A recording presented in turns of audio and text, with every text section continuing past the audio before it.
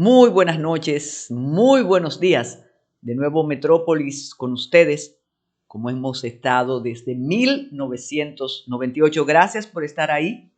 Gracias además por acceder a nuestros canales, el canal de YouTube de AME, Canal 47, el canal de Metrópolis y todas las redes que tiene Dayana Mora Ramis y el grupo Next con ofertas, propuestas y reflexiones muy importantes. La semana pasada tuve un invitado muy especial que nos enseña algo que tenemos tan cerca y a veces pensamos que es tan lejos como Barbados y todo su desarrollo y todas las posibilidades de negocio y de intercambio que podemos tener ahí mismo, muy cerca. Y como siempre, Dayana Mora Ramis nos trae esas entregas. La semana que concluyó, ¿verdad? Porque hace una semana fue la celebración, la conmemoración del culto altagraciano. Fue de verdad una manifestación de religiosidad muy importante. Y como es parte de la tradición dominicana, nosotros quisimos traer el tema al inicio de este Metrópolis de hoy para que vean las imágenes, para que vean que aumenta el culto a la Virgen de la Altagracia, la fe, pero sobre todo lo que alrededor de esta conmemoración, esta visita a la basílica se da en el aspecto político. A la semana que terminó, nosotros comentábamos las manifestaciones de los obispos y de los arzobispos. Primero un comunicado y luego la tradicional pastoral. El comunicado solicitando como regalo al pueblo dominicano que el Código Penal se aprobara, se promulgara, y luego la pastoral con reclamos muy importantes en relación a los problemas que tiene el país. Corrupción, falta de seguridad, salud, educación. Pero para algunos fue quizás sorpresa no, pero aprovechando la veneración a la Virgen de la Altagracia, el obispo de Higüey hizo una especie de elogio al presidente de la República y usó unos calificativos realmente elogiosos en medio de la invocación mariana, la invocación altagraciana. Habló de la recuperación sorprendente, espectacular de la economía dominicana y de todos los esfuerzos que hace el presidente. Eso si la iglesia quiere asumirlo, tiene su derecho a hacerlo, pero compromete mucho y confunde aquello de dar al César lo que es del César y a Dios lo que es de Dios. Pero son los estilos que tenemos ahora desde algunos pastores católicos y no católicos, pastores religiosos que se involucran en la política de manera realmente directa. El presidente asistió, como siempre, demostró su religiosidad, su fe. Incluso vimos a una primera dama de rodillas, muy fervorosa. Pero, aunque eso fue el 21, nosotros, bueno, el 23, exacto. Que ahora con los cambios de fecha, eso pasó con Duarte también, pero quisimos dejar constancia de la vocación altagraciana y de cómo se mezcla fe y política, fe y coyuntura, fe, algunos dirían que oportunismo, pero de eso se trata la vida, de eso se trata la política. El presidente, que es incansable, una energía que es más que reconocida, después de asistir a la misa en la basílica, hizo un recorrido por la región inaugurando obras. Inauguró, creo que un acueducto. Bueno, Smerling andaba por allá. Y el martes salió rumbo a Buenos Aires.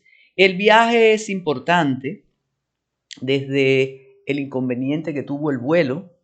Minutos después del despegue, la nave tuvo que aterrizar por desperfectos eléctricos y de inmediato el presidente en un helicóptero y su comitiva se dirigieron a Punta Cana y desde ahí abordaron otra nave para llegar a la cita en Buenos Aires.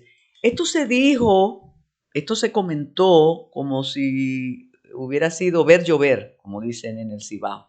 Sin embargo, tiene mucha importancia. Primero, ¿cómo es posible que la nave que transporta nada más y nada menos que al presidente de la República no cuente con una vigilancia, un chequeo previo con rigor y con contundencia técnica para no exponer al presidente a lo que pasó, a ese aterrizaje realmente forzoso y de emergencia? Algunas personas nos informan que esa nave había tenido inconvenientes antes y parece que no habían podido ser resueltos. Pero eso es importante en cualquier parte del mundo. Aquí vivimos entre la fantasía, la realidad, los logros y los inconvenientes, y eso pasó. Otro detalle que yo creo que vale la pena comentar, porque lo veo ausente de la agenda. Ustedes recuerdan al principio, y aquí los muchachos estaban fascinados, cuando el presidente de la República viajaba en aviones, en vuelos absolutamente normales, comerciales, e incluso él llevaba su maletita. Esas imágenes fueron impresionantes. Ese grupo de estrategia de comunicación del presidente es muy, muy bueno. Siempre lo hemos dicho y lo sostenemos. Entonces el presidente aparecía con su maletita, miren Melvin riéndose, y subía al avión como cualquiera de nosotros. En esa ocasión, eso fue como en los primeros 3 viajes, decíamos, pero es que el presidente como ciudadano, como Luis Abinader Corona, nunca iba en clase económica porque él tiene los medios suficientes para ir cómodo en el avión. Por su patrimonio, él pudo hacerlo durante toda su vida de civil. ¿Por qué tiene que hacer eso ahora? Si es un presidente que ni siquiera recibe el pago que le corresponde como presidente de la República. Entonces, ¿por qué hacer eso?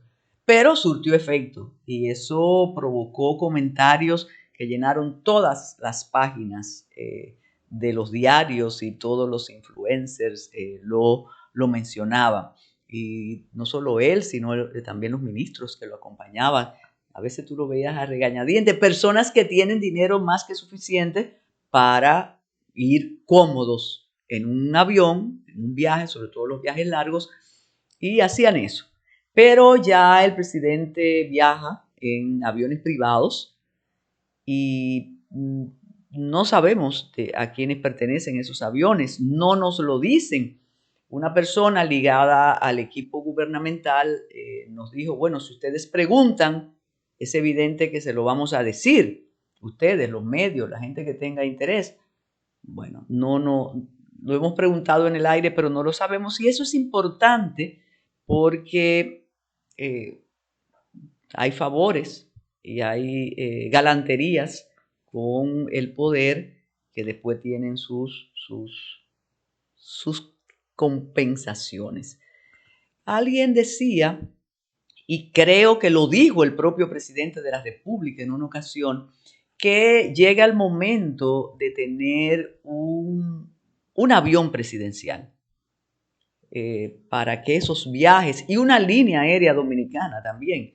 Nosotros tuvimos la Compañía Dominicana de Aviación, tuvo muchísimos problemas, no solo técnicos, sino administrativos, pero teníamos una línea bandera y eso enorgullece el país, pero sobre todo para el transporte del jefe de Estado, para el transporte oficial, no es descabellada la idea de tener un avión, una nave. Ojalá fuera la línea aérea bandera. Yo creo que eso será de los proyectos para el segundo periodo del presidente de la República, pero reitero, ese inconveniente pudo ser evitado. Suerte que de inmediato le prepararon otro avión, llegó a tiempo a Buenos Aires y participó en la cumbre. ¿Qué pasó en la cumbre? Nosotros vamos a compartir con ustedes parte del discurso que pronunció el presidente, porque fue importante. Hasta ese momento, iniciado el año 2023, el presidente no había abordado el tema Haití, porque ya no hay más nada nuevo con el tema Haití. Ya no hay nada más que pedir en relación a la comunidad internacional y que nos ayuden, que nos asistan o que asistan a Haití. Y sobre todo por todo lo que ha acontecido al inicio del 2023, y nosotros lo hemos compartido con ustedes aquí, del tráfico de indocumentados, con unas imágenes que la semana pasada Esmerlin compartía con nosotros, algo que uno dice, pero ¿cómo es que lo hacen? En un vehículo, en una jipeta, pero no de las jipetas enormes, ¿cómo caben 14 personas? Pero en un vehículo, en un carrito, iban saliendo cantidad de indocumentados, traficados, tráfico de personas. Nunca se detecta quién fue, a quién le pagaron para ir pasando los retenes, los puntos de chequeo, y siempre es para llegar a Santiago y al centro, y de ahí entonces irse a los lugares de trabajo o irse a las calles nuestras a buscársela, como dice el argot popular.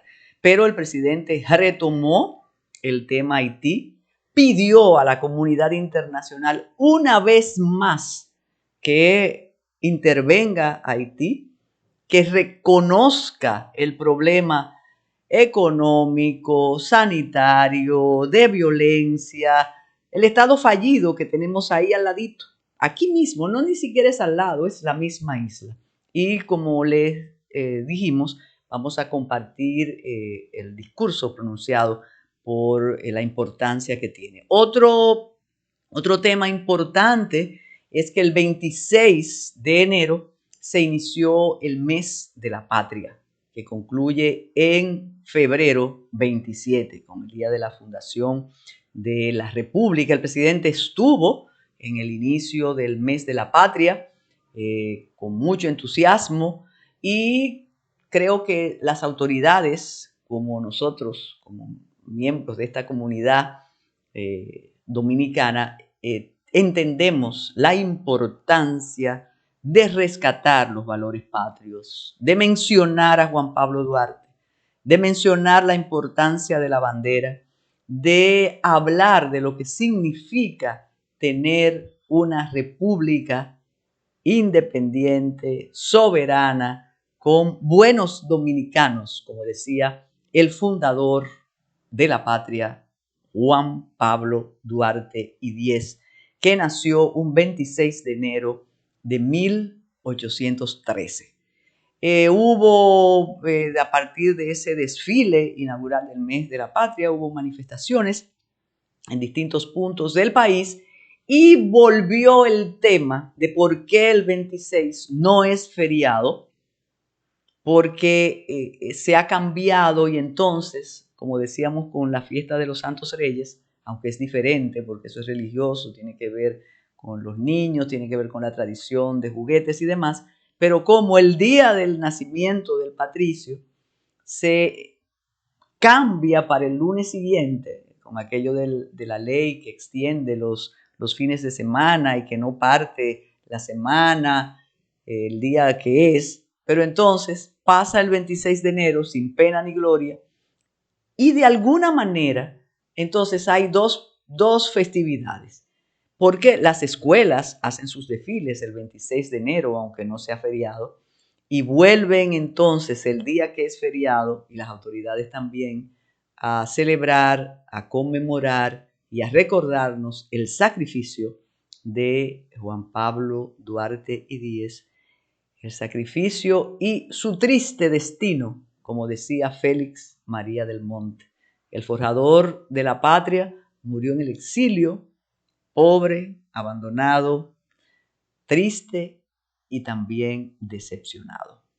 De modo que eso tenemos como presentación en este Metrópolis, como siempre agradeciendo al Grupo López por permitirnos estar aquí durante tanto tiempo, y convencidos de que vamos a permanecer todo el tiempo que nos queda también. Hacemos una pausa y regresamos con Metrópolis.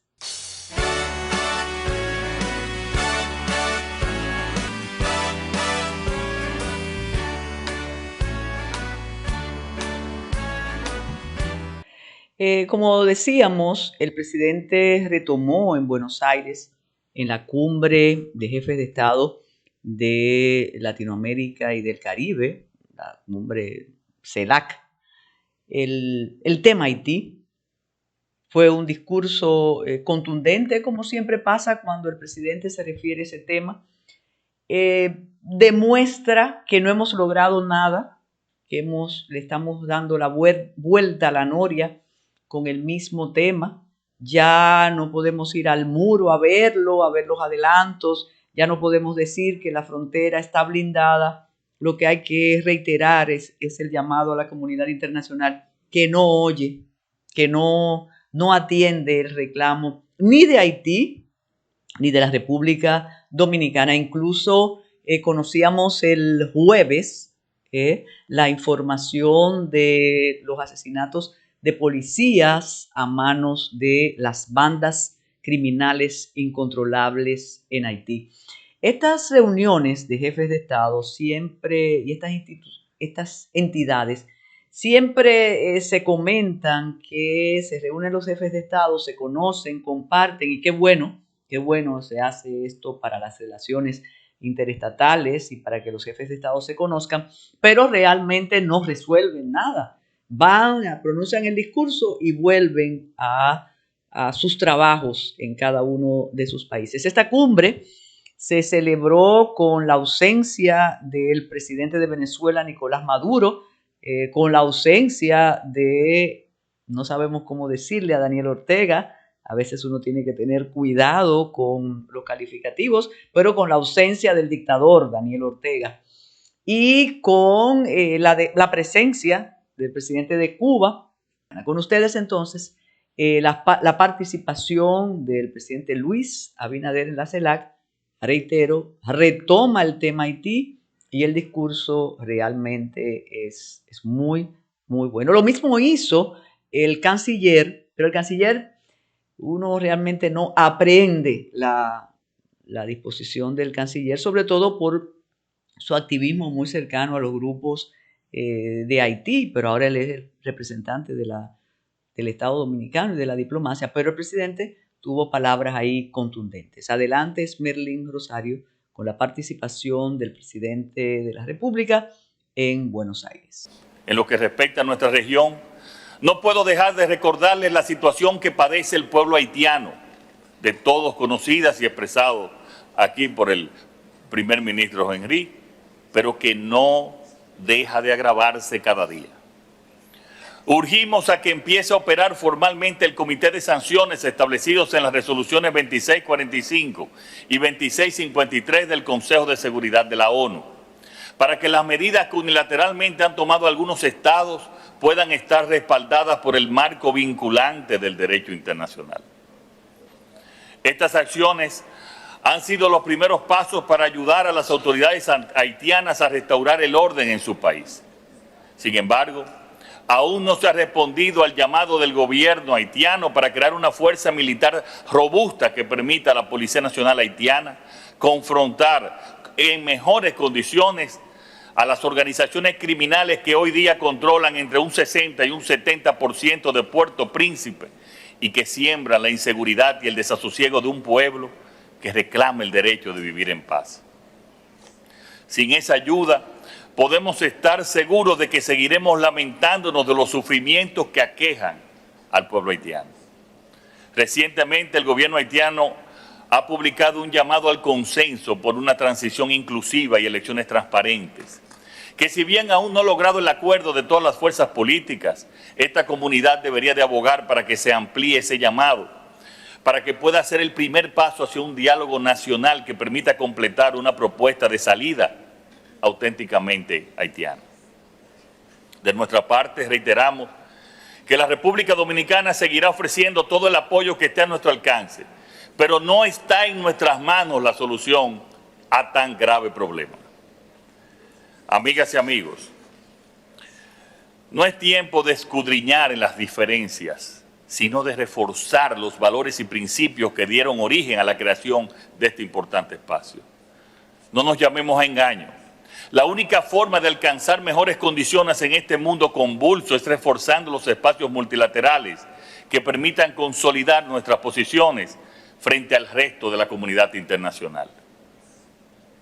Podemos empezar por iniciar un proceso de actualización y modernización, por ejemplo, de los acuerdos comerciales que garanticen un incremento sustancial de nuestros intercambios comerciales. Estos han probado ser en otras latitudes una de las columnas para consolidar la integración regional, que es uno de los sueños más codiciados desde la fundación de nuestras naciones. Pero no podemos olvidar nuestro rico patrimonio cultural, una de las mayores riquezas de esta comunidad, cuya diversidad le otorga fuerza para servir como un recurso que facilita el encuentro entre los pueblos.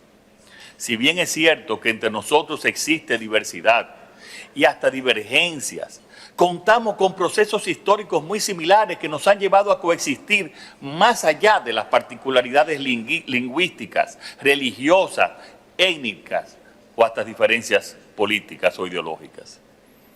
Ante este panorama desafiante, debemos seguir trabajando con valentía y determinación y unidad para defender nuestros principios y valores y para proteger a nuestros pueblos de la violencia, de la opresión y de la injusticia. Quiero aquí apoyar lo que varios presidentes y colegas, y específicamente el presidente Díaz-Canel, llamó a una agencia latinoamericana de medicamentos. Eso es fundamental, lo que pasamos, los graves problemas que tuvimos con el tema de la vacuna para tener acceso a ellos. Todos tenemos que unirnos para tener una agencia de investigación que nos pueda prever y ayudar ante futuros problemas similares de una pandemia que ojalá y que Dios nos permita que vuelva. América Latina y el Caribe es una región de pueblos valerosos y tesoneros. Juntos podemos superar cualquier desafío y construir un futuro próspero y justo para todos. Eso demanda a nuestros pueblos y ese debe ser nuestro único compromiso.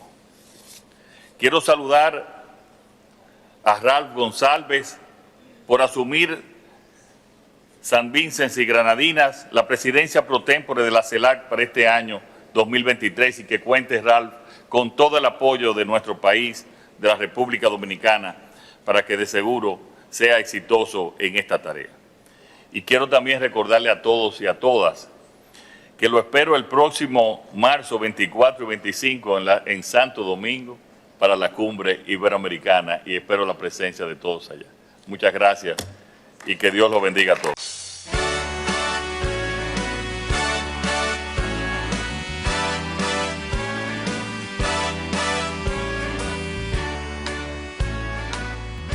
Y antes de mencionar los tejemanejes que hay en el Congreso, ese activismo para entregarle al presidente listas para promulgar la ley de régimen electoral, fideicomiso y otras más con urgencia para que el 27 de febrero el presidente diga todas las leyes que ha promulgado. Antes de eso, debemos comentar el primer decreto con cambios de este año, el 1523.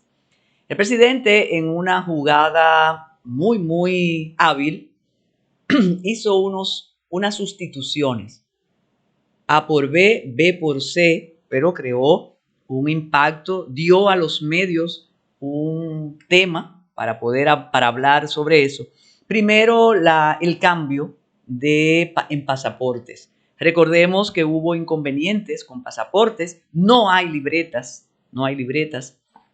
parece que hubo o una demanda extraordinaria o el antiguo director no hizo el acopio correspondiente de libretas, pero eso creó una bulla y al presidente no le gustan los ruidos y pensamos se fue el director de pasaportes, pero el director de pasaportes fue sustituido por una persona muy apreciada en la comunidad, con una trayectoria partidista y política óptima, que es doña Digna Reynoso, que va a tratar de solucionar los problemas que hay en pasaportes, pero al director lo nombraron nada más y nada menos que cónsul en Panamá. De modo que no fue un castigo ni fue una destitución, fue un cambio. Y naturalmente, Digna también tenía un cargo y la sustituyeron, se va a pasaportes y viene otra persona para el cargo que desempeñaba Digna Reynoso. Pero otro detalle, cambiaron en presupuesto, Contraloría, exacto. Uno para otro y otro para uno, dice Freddy Ortiz. Pero el único nuevo en el gabinete es Roberto Ángel Salcedo Sáez. Ese mismo, Robertico, que se estrena en funciones administrativas en una dirección muy importante y sobre todo en época electoral.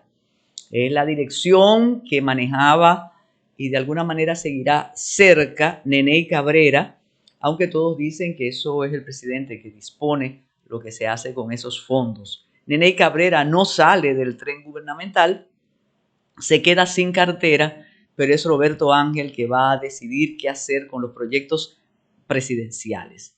Con un detalle un poquito delicado, y lo mencionaba el periódico Diario Libre. Esa dirección tuvo una erogación importante de fondos para una campaña de alfabetización, pero no se conocen los resultados. Pero como tiene suerte el equipo gubernamental de que cualquier inconveniente se resuelve y rápido, parece que eso no lo vamos a conocer por ahora y que llegará Roberto Ángel a limpiar el rostro de esa dirección. ¿Cuáles son los méritos de Roberto Ángel? Bueno, haber tenido un medio de comunicación muy exitoso, hacer películas, para algunos películas buenas, para otros películas detestables, ser hijo de una persona política muy importante que sí, se cambiaron, ellos del PLD se pasaron al PRM, pero hay un detalle que se rumora por lo bajo y es que no solamente tiene esa dirección Roberto Ángel, sino que forma parte ya del Partido Revolucionario Moderno. Aquella vez que sacaron a dirigentes tradicionales, bueno, del PRD que pasaron al PRM, ahí se incluyó a Roberto Ángel ya en la dirección del PRM, de modo que él tendrá funciones muy importantes. Entonces esos fueron los cambios que hizo el presidente, uno por aquí, otro por allá, pero el nuevo, aparte de las gobernaciones, es Roberto Ángel Salcedo Sáez, que como es de esperar, muchos seguirán de cerca sus ejecutorias y estarán cerca de él también, porque el poder siempre atrae, el poder es un imán y imagínense ustedes, va a ser difícil criticar a Roberto en algunos estamentos. Pues, ¿qué decimos del Congreso? Cuando el tiempo se agotó en el Congreso y llegó con modificaciones el proyecto de ley de régimen electoral, que realmente le están dando la vuelta para que sea lo mismo y no sea nada, el presidente extendió la legislatura porque quiere él, como quiere en otros sectores, que se modifique la ley orgánica de régimen electoral. Modificaciones pequeñitas, no trascendentes. Yo no veo la diferencia extraordinaria, pero la legislatura extendida es para eso. Muchos pensaron que como la Iglesia ha manifestado su deseo de que el Código Penal también se apruebe, se conozca, que eso va a pasar. Nosotros decíamos aquí mismo y la semana pasada, que ya lo ha dicho el presidente de la Cámara de Diputados, que eso será reintroducido en febrero, pero parece que se están moviendo muchas fuerzas para que el código también pase. Es lamentable porque si hacemos un sondeo aquí mismo en el Grupo López, todas las personas de los programas políticos de opinión, todos van a decir, lo apuesto, que estamos esperando el Código Penal para que se termine la delincuencia y se acabe la impunidad. Y eso no es así. El código no no decide el cambio de conducta. El código establece las infracciones en un estado, en un país, y su castigo. Y lo que han hecho los legisladores y los gestores de este código es aumentar las penas de una manera exorbitante, que ya nosotros habíamos superado eso y en la región también. Ahí hay penas de 40 años, hay cúmulo de penas, es una especie de cadena perpetua. Nada más nos falta la pena de muerte, aunque la pena de muerte esté en las calles, cuando la policía decide que los delincuentes hay que terminar con su vida. Entonces, esa creencia de que el código va a resolver el problema de la inseguridad, de la delincuencia, es errada y será frustrante cuando se hagan todos los esfuerzos por promulgar el código y nos demos cuenta que ahí no está la medicina. He dicho en otros espacios, y lo he escrito, que a donde debemos dirigir el esfuerzo es a conocer la nueva ley que regula el sistema penitenciario y correccional en la República Dominicana. Es ahí que tenemos que poner la atención para evitar concluir con ese almacén de ciudadanos y de ciudadanas que significan o que se han constituido las cárceles dominicanas. Una vergüenza para el sistema, una vergüenza para nosotros, tener almacenadas a personas sin sentencia, presos preventivos, pero que además ahí no manda ninguna autoridad, ahí manda el crimen, ahí manda el delito. No podemos olvidar nunca, y lo recordamos, bueno, se cumple un año ahora en enero, aquella requisa, la única que ha hecho esta administración en La Victoria, donde encontraron hasta un centro de comunicaciones y de venta de servicios de comunicación y no pasó nada. Añádanla a eso, lo que dijo el inefable Roberto Santana. Roberto Santana le dijo al país cuánto cobra el encargado de La Victoria, cuánto gana semanal. Y siempre nos hemos preguntado cómo el señor Santana sabe la cifra, cómo lo pudo contabilizar. Y eso sigue. No sabemos si han sustituido al señor encargado de la seguridad de La Victoria. No sabemos si él se ha querellado en contra de Roberto Santana porque es mentira lo que dijo. Entonces, volviendo al movimiento en el Congreso, el presidente tendrá las leyes que él quiere. El presidente sabe establecer consensos.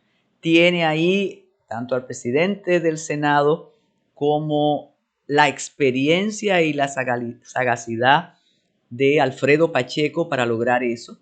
Sabe negociar con sus supuestos opositores, porque no podemos olvidar que muchas de esas curules se ganaron con acuerdos con el PRM en las distintas demarcaciones. De modo que no nos preocupa que si el presidente quiere, lo que él quiere se va a conocer y él nos lo dirá el 27 de febrero, todo su éxito legislativo, todas sus leyes promulgadas o todas las promulgaciones. Lo que dudamos, y todavía ojalá no equivocarnos, es el Código Penal no va a ser conocido en esta legislatura. Eso será ya para el 27 de febrero y me imagino que será rediscutido. Ya el aborto no es problema, ya eso salió de ahí y yo creo que el presidente está dispuesto a asumir las consecuencias de olvidarse de la supresión de las 3 causales. Ya eso se resolvió, ya aquí nadie menciona eso. Algunos plantean que el problema es la extensión de las penas para los casos de corrupción, pero no sabemos cuál ha sido la retranca, si ya salió lo religioso y el asunto de la defensa de la vida o de dónde comienza. Lo que sí va a pasar es la ley de fideicomiso y posiblemente lo de régimen electoral, que reitero, es como para complacer peticiones y para satisfacer al cogobierno mediático, el cogobierno de las redes, como yo le digo, porque no hay ningún cambio trascendente en esa ley electoral. ¿Mm?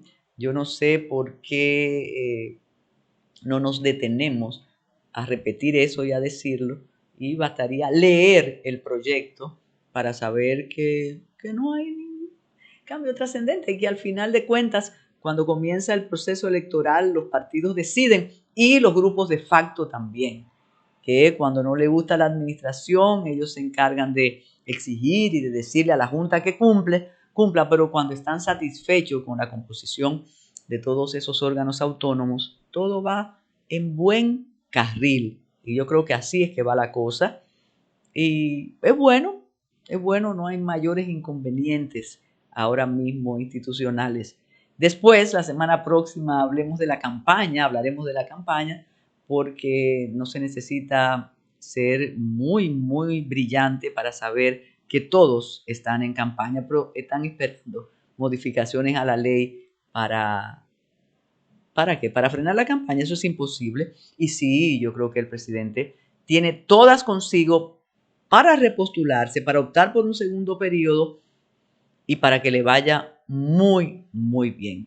Ahora viene Tayana Mora Ramis con su Ready para exportar, como cada semana, y reconociendo, reitero, el trabajo extraordinario que hace Tayana y toda esa retroalimentación que tiene del público de Metrópolis, del público de Ready para exportar, cuando trae e invita a esos personajes realmente que nos enseñan tanto.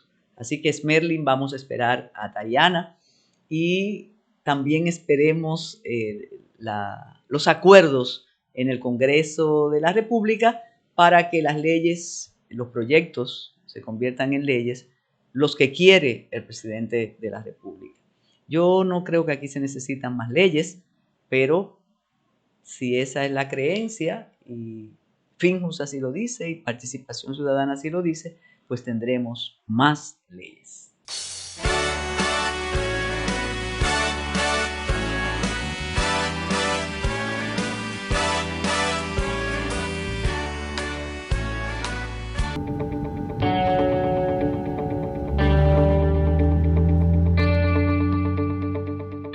Muy buenas amigos de Ready para Exportar, yo soy Tayana Mora de Next Consulting y justamente vamos a hablar con Jesús Corona de Next Consulting, que está en España y que tomó la oportunidad de estar ahí para visitar el lugar donde media República Dominicana estaba presente, que es Fitur, la feria más importante turística de España.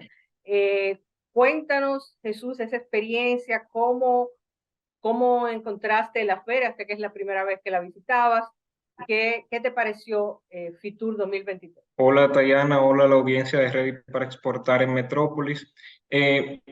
Hubo mucho entusiasmo en cuanto al stand de República Dominicana, muchas personas se acercaban y en la mayoría de stand que lo que estuvimos visitando y compartiendo, nos dijeron que este es el año de la recuperación, a pesar de que los organismos internacionales como el Banco Mundial y el FMI pronostican de que será el año de la recesión.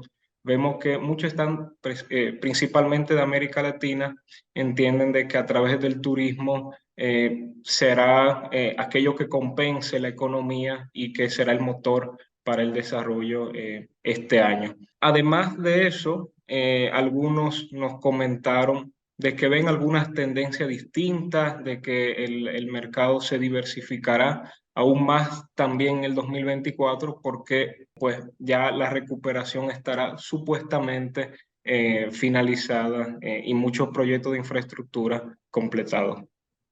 Bueno, sí, los reportes del Ministerio de Turismo de la República Dominicana, por lo menos en el caso de la República Dominicana, hablan de cifras millonarias en términos de nuevas inversiones para los nuevos las nuevas áreas turísticas de la República Dominicana.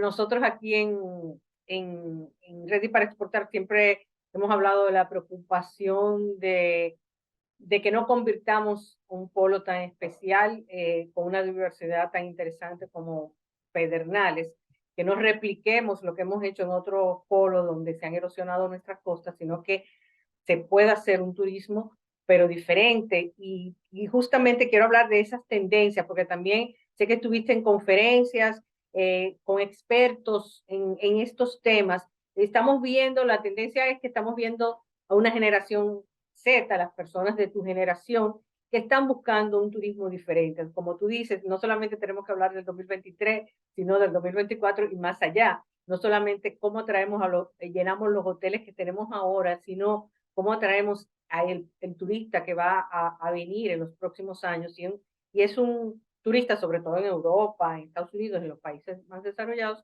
pero también en nuestro país. O sea, ya es una tendencia internacional de una generación, los millennials y los generación Z, que son más conscientes en términos de la sostenibilidad. Cuéntanos algunas de esas tendencias que viste en la feria y en las conferencias durante la feria. Así es, la generación Z y las generaciones que le siguen serán cada vez más preocupadas por temas de sostenibilidad. Vemos entre las tendencias la transición del sector turístico hacia la economía circular, el turismo regenerativo. Véase el caso también que usted mencionó, ahí quizás hay que ponderar una reflexión.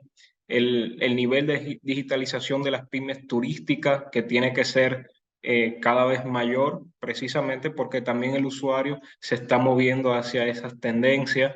Vemos que las transformaciones no tienen que hacerse solamente a través de la tecnología, sino que las personas dentro de las organizaciones, de las empresas, tienen que creer en esa transformación para poder ejecutar nuevas cosas este año. Otra de las tendencias que nos pareció bastante interesante son los negocios que se pueden hacer en el metaverso, cómo a través de este mundo paralelo también existe geolocalización, cómo se hace negocio a través de ahí y cuáles son las oportunidades, no solamente para el sector turístico, sino para todas las empresas que deseen incursionar. Y otra por mencionar una última tendencia que estuvimos viendo, es la experiencia de usuario, que tiene que ser cada vez más que relacionada únicamente a, bueno, sí, vamos a poner una buena infraestructura, buenos restaurantes, pero también acompañado de una experiencia personalizada, cómo conocer qué quiere el cliente antes de que llegue, cómo utilizar los algoritmos para hacer de esa experiencia una wow experience. Yo creo que la generación, bueno, que todos, no importa la generación, estamos usando Airbnb no solamente porque si es más barato o no, pero es más, te da la experiencia más estar en una casa, un apartamento de una localidad. Eso es un reto. Háblanos un poco del turismo de experiencia, tanto virtual como, como experiencial, el integrar la sociedad, que es uno de los retos nosotros también tenemos más, la gente está buscando qué es realmente, cómo vive el dominicano, qué le gusta al dominicano, no solamente que dicen las áreas turísticas que son el dominicano. Bueno, para hablar de turismo regenerativo, lo que sucede es que se suele ver como cosas separadas la sociedad, como usted dice, que vive en estas zonas rurales, zonas que se están convirtiendo en polos turísticos, y los destinos como los hoteles se están viendo como cosas separadas. Más bien, lo que invita esta economía circular y turismo regenerativo es verlo como todo en uno. No es promover la economía circular solo para los hoteles como algo opcional. Aquí se requiere, por lo menos lo que también los expertos han compartido, de que los gobiernos hagan esfuerzos para que todas las cadenas de valor y todas las empresas que estén situadas en ese destino se encaminen hacia esa regeneración para poder salvar pues, los recursos de nuestro planeta Tierra y ver como cosas unidas, como todo un uno, el turismo y los ciudadanos. Pues también hay conexiones claras de que a través, o sea, preservando el medio ambiente, también se puede hacer turismo a pesar de que la globalización ha llegado a cada uno de los rincones. Y pues esta experiencia tiene que ser diferente, se tiene que conectar con la naturaleza, las tendencias van hacia ese norte, buscando la desconexión. Me pareció muy interesante de que el turista busca la desconexión y probar los sabores de la tierra, lo que realmente da la tierra, lo orgánico, busca menos los restaurantes muy sofisticados, con menú, con nombres raros, más bien qué realmente es el convivir de las personas en Barahona, en Pedernales, en Las Terrenas, qué hace la gente común. Y pues así esa es la tendencia de que pues, el sector turístico y todos los sectores se acoplen a esta tendencia de la sostenibilidad. Sí, y en los otros stands que visitaste, de los otros países presentes, ¿notaste que este tema de la sostenibilidad se resaltaba? ¿Estaban aprovechando esa tendencia con polos ecológicos? Sí, sobre todo los países europeos, hay que destacar que los países europeos, en la mayoría de sus paquetes turísticos, en sus vallas, destacaban cómo hacer rutas ecológicas, cómo conectar con el medio ambiente, eh, y una gran mayoría también cómo conectar con las comunidades, es decir, cómo hacer rutas donde las comunidades tenían participación. Por poner un ejemplo, el caso de Bélgica y de Suiza tenían, compartían, bueno, ¿quieres conocer realmente los lugares, los rincones menos visitados de Bélgica? ¿Quieres conocer los rincones menos visitados de Suiza? Y me pareció interesante y me acerqué. Y lo que explicaba era ir a esos sitios donde hay historia, hay cultura, hay turismo, pero que están descongestionados, donde la globalización no, sí está, pero no es como esas grandes ciudades que vemos todo sobrepoblado, de que hay que hacer fila en todas partes para poder vivir una experiencia. Sí, eso es súper interesante porque eh, y ahí viene el tema de que tenemos que trabajar una estrategia país de manera coordinada, porque a veces pensamos que ayudar, por ejemplo, a un fabricante de queso de una comunidad es dándole una máquina y industrializándolo para que haga el queso de otra manera.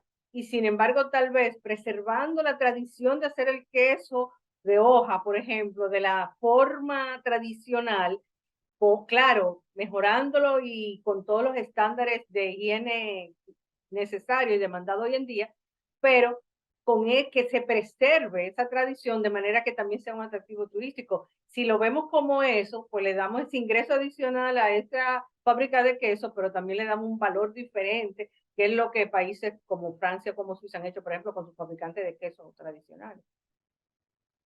Sí, sobre eso mismo lo que pasa también es que muchos turistas dicen, y eso lo he escuchado en uno de los testimonios en las charlas, en las conferencias, es que van a la zona turística, a los polos turísticos de los países y en todos ven las mismas tiendas de ropa, las mismas cadenas de restaurantes, no hay diversidad de servicios, a veces los mismos servicios para la gente, pues son los mismos y no existe variedad y no se preserva lo local, cuando la tendencia es precisamente recuperar lo local, recuperar las tradiciones, porque esa experiencia ellos la pueden vivir en sus propios países. Exacto, es rescatar más las cosas, darle un valor diferente a las cosas nuestras. ¿Alguna otra cosa que quieras resaltar de lo que viste allá en Fitur? Sí, quizá mencionar brevemente lo del metaverso, un poco raro, cómo hacer negocio a través del metaverso. Hay una tendencia hacia la sostenibilidad de los espacios que se promueve dentro del metaverso, esa misma sostenibilidad que estamos hablando ha llegado también a verse, a promoverse dentro de estos espacios donde las empresas pueden comprar lotes y toda esa generación que entra y que consume el metaverso, pues puede ver aquí está este hotel, aquí está tal empresa, con la misma estructura de una geolocalización como si fuera en la vida real. A través de ahí también se pueden hacer compras, se pueden hacer visitas guiadas dentro del negocio, se puede interactuar directamente y también hacer webinars, eventos, poder monetizar realmente y la tendencia es que las empresas deberían, antes de que lo haga la mayoría, que los lotes, esos espacios virtuales se conviertan en polos turísticos muy caros o en polos de inversión muy caros, que puedan ir tomando posesión ahora. Porque a diferencia de otros motores de búsqueda, en los metaversos capturan los patrones del comportamiento del usuario. Y cualquier cosa que hagan dentro de esto le permite a ellos tomar, a las empresas tomar mejores decisiones de cómo promocionarse dentro de la plataforma, pero también en la vida real. Sí, y además a veces pensamos que cuando hay una solución tecnológica va a sustituir, entonces la gente va a ir al metaverso y no va a venir, sino todo lo contrario, tú lo puedes atraer a que te visiten el metaverso y luego te visiten de verdad y luego revivan la visita en el metaverso después que han disfrutado de la maravilla del país y sigan comprando los servicios y los productos que disfrutaron en nuestro país. Bueno, lamentablemente se nos acaba el tiempo, pero espero que estas informaciones y que esas imágenes nos presenten, nos ayuden a los que no estuvieron, los que no estuvimos en Fitur, a tener una idea, no solamente porque tuvimos muchas informaciones sobre el stand de la República Dominicana y lo que pasó con República Dominicana, pero no de la feria en sí y de esas tendencias que pueden ser útiles para nuestros amigos que suplen la cadena de valor del sector turístico. Muchísimas gracias en sus coronas y a ustedes los esperamos la próxima semana en Ready para Exportar y en Metro.